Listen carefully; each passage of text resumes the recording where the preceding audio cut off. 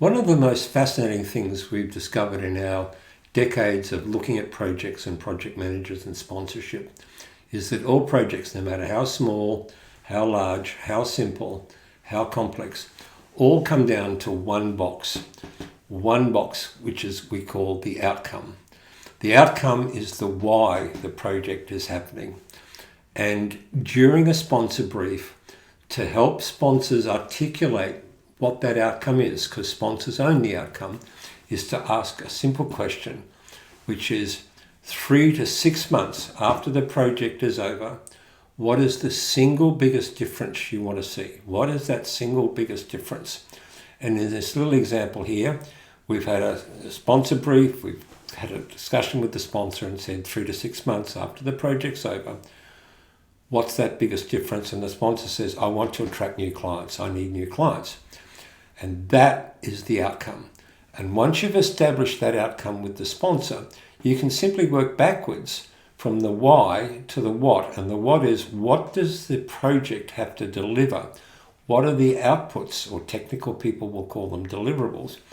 What are the outputs that the project manager and project team have to build and deliver that directly lead to that attraction of new clients? In our little example here, we'll have to build a new product, have to create a new marketing campaign, we have to upskill the sales force. Of course, there are other outputs, but that's the idea. So you have this very simple concept that projects deliver outputs and outputs lead to the outcome. And the outcome is what the sponsor's whole dream is about. Couple of quick points.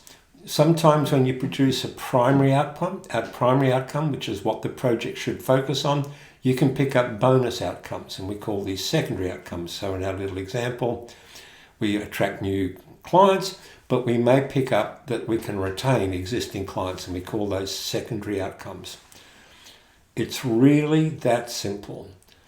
Projects are about outcomes, and it is the sponsor's role to define what his or her primary outcome is, and then we can figure out what outputs, what are the objectives, which we'll pick up in a later video, and then we start creating a really tight little scope statement that's defined by the scope of a project is defined by the outputs that the project manager and team have to produce.